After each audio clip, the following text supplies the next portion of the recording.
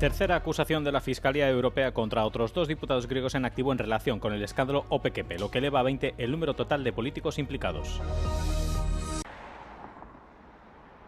Los fiscales europeos han presentado un tercer expediente relativo a otros dos diputados en activo del Parlamento griego, que se suma a los extensos expedientes ya recopilados contra 2 exministros y 11 diputados actuales. Según las informaciones, este nuevo expediente incluye pruebas que indican que los dos diputados incitaron a un incumplimiento del deber y que los funcionarios de la OPKP habrían llevado a cabo los hechos. El caso se remitió a la Fiscalía de Atenas en lugar de al Parlamento, ya que el delito concreto no entra dentro de la jurisdicción de la Fiscalía Europea.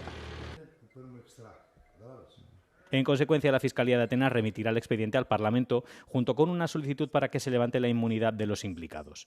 Durante la investigación también salieron a la luz pruebas que implicaban a otros 5 exdiputados en la complicidad en la malversación. Dado que ya no gozan de inmunidad parlamentaria, serán citados directamente por los fiscales europeos para prestar declaración como sospechosos. En total, 20 políticos están ahora bajo investigación en el caso OPKP.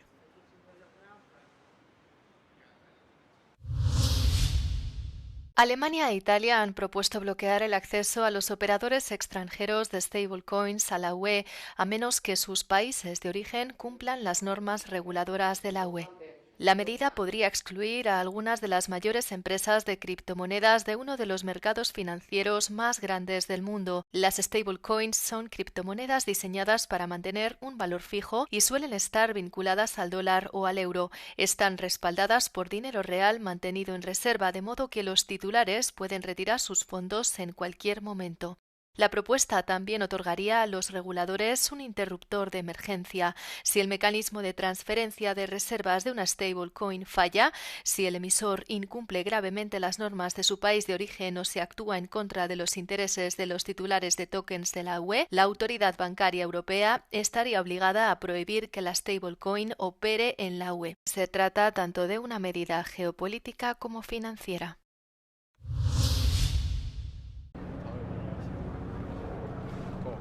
Suecia ha anunciado que invertirá unos 800 millones de euros en un nuevo paquete militar para reforzar las defensas aéreas del país. El programa incluye nuevos radares, armas antiaéreas y plataformas de guerra electrónica. La inversión supone más de la mitad de los fondos asignados a las capacidades de defensa del país, anunciados en enero de este año. Estocolmo explica que ha firmado acuerdos con el fabricante sueco Saab, así como con BAE Systems Bofors, una filial sueca de la empresa británica de armamento BAE Systems. El ministro de Defensa, Pál Johnson, afirmó que el paquete es importante para hacer frente a las amenazas a las que se enfrenta Europa tras la invasión de Ucrania por parte de Rusia en febrero de 2022. Está previsto que las entregas comiencen en 2027, lo que, según señaló Johnson, es relativamente rápido dada la demanda cada vez mayor de armamento en todo el continente. Una gran multitud se ha congregado frente al Cine Babylon en Berlín, con decenas de personas manifestándose contra las acciones de Israel en la Franja de Gaza. Llevan pancartas y carteles en los que piden el boicot a Israel.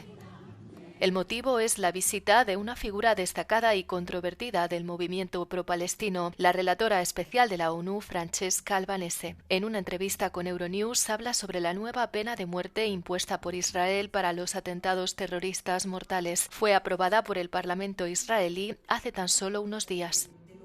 Imagine the Palestinians introducing the death penalty for the Israelis. It would be a shock.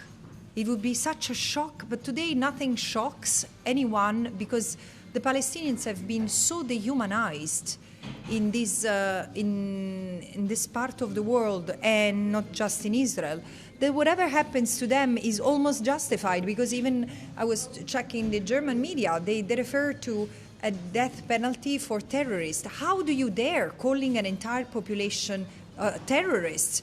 Con el inicio de la guerra de Irán, la situación en Oriente Próximo y Oriente Medio se está agravando cada vez más.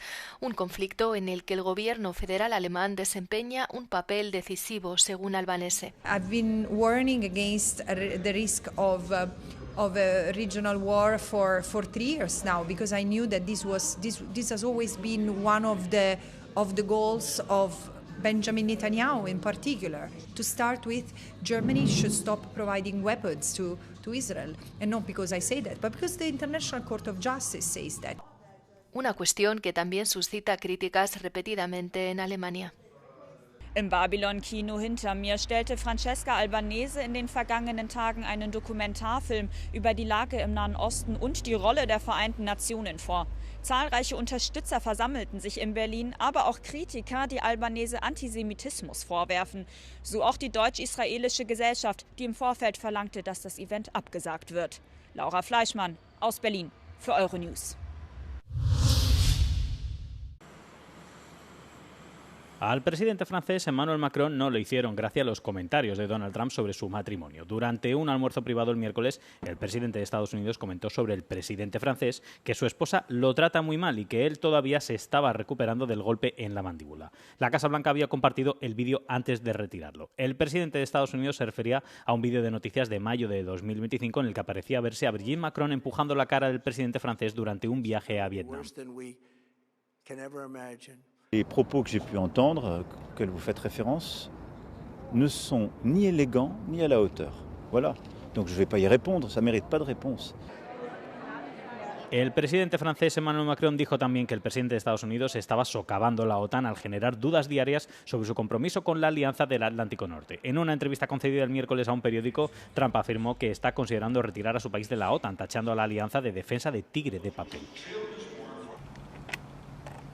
Trump ha arremetido repetidamente contra los socios occidentales por no responder a su llamamiento para reunir una fuerza naval que ayude a reabrir el crucial estrecho de Hormuz.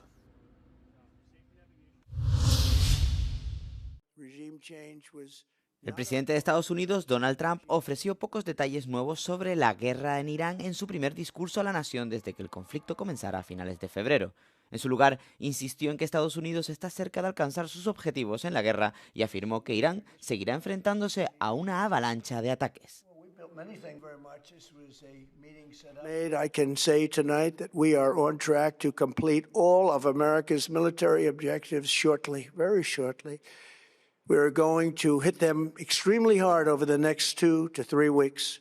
We're going to bring them back to the Stone Ages where they belong. In the meantime, discussions are ongoing. El presidente trató de tranquilizar a los estadounidenses asegurándoles que la guerra merecía la pena en un discurso pronunciado en un momento en que se enfrenta a una caída en picado de su índice de popularidad y a una creciente incertidumbre económica tanto en el país como en el extranjero. Trump tampoco ofreció información actualizada sobre las negociaciones con Irán ni sobre su plazo del 6 de abril para la reapertura del estrecho de Hormuz. Por otra parte, el martes, el ministro de Asuntos Exteriores iraní, Abbas Araghchi, declaró a los medios de comunicación que el hecho de que ambas partes estén en contacto no significa que estén negociando. El petróleo subió más de un 4% y las bolsas asiáticas cayeron tras los comentarios de Trump sobre que Estados Unidos seguirá golpeando duramente a Irán. Poco después del discurso de Trump, Teherán anunció otra oleada de ataques con misiles y drones contra Israel y las bases estadounidenses en el Golfo, que alcanzaron ciudades israelíes como Tel Aviv y Eilat, así como instalaciones militares estadounidenses en Bahrein y Kuwait.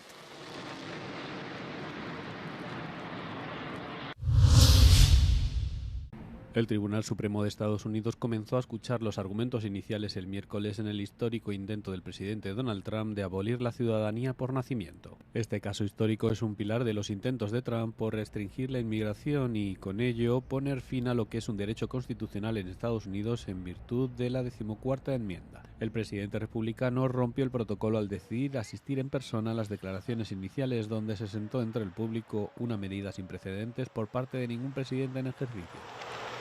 Estuvo presente mientras su fiscal general, John Sauer, presentaba los argumentos de la administración, pero no permaneció en la sala cuando la abogada de la Unión Americana de las Libertades Civiles, Cecilia Wang, presentó la defensa. I come out of the court today with the thought of my parents and so many of our parents and ancestors who came to this country seeking refuge, seeking new opportunities, and who relied on the rule that we've had in this country for 150 years, that everyone born here is a United States citizen, all alike. Una multitud de manifestantes opuestos a los esfuerzos de Trump por limitar este derecho también se reunió frente al tribunal. If the Supreme Court chooses to overturn birthright citizenship after 158 years, then we would have to climb on top of that building and erase those words, equal protection under the law. We might as well replace it with gold letters that says Trump Court, not Supreme Court, Emperor's Court, King's Court. But today we come to say it's our court, it's the people's court. Trump firmó un decreto ejecutivo tras su regreso al cargo el año pasado por el que suspendía la ciudadanía por nacimiento, una medida que los tribunales inferiores bloquearon hasta que se dictara una resolución del Tribunal Supremo. El máximo tribunal de Estados Unidos escuchará ahora los argumentos durante los próximos meses y se espera que dicte una sentencia a principios de verano. Estados Unidos ha levantado las sanciones contra la presidenta interina de Venezuela, Delcy Rodríguez. La medida se considera una prueba más de que ha llegado a un acuerdo con Donald Trump para que su país, rico en petróleo, estreche lazos con Washington tras 3 décadas de hostilidad. Rodríguez acogió con satisfacción la decisión en una publicación, instando a su homólogo estadounidense a retirar también a otras personas y entidades venezolanas de la denominada lista de nacionales especialmente designados. Rodríguez fue sancionada por primera vez en 2018 durante la administración inicial de Trump.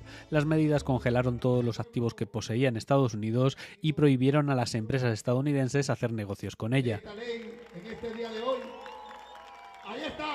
En aquel momento, Washington la acusó de enriquecerse a costa del pueblo venezolano y de contribuir al deterioro de la democracia. Sin embargo, desde que comandos estadounidenses secuestraron al presidente Nicolás Maduro en enero, Washington ha llegado a considerarla parte de la solución. La administración Trump cree que ella podría ayudar a abrir los vastos sectores minero y petrolero de Venezuela a los inversores estadounidenses sin necesidad de una reforma completa del establishment político del país.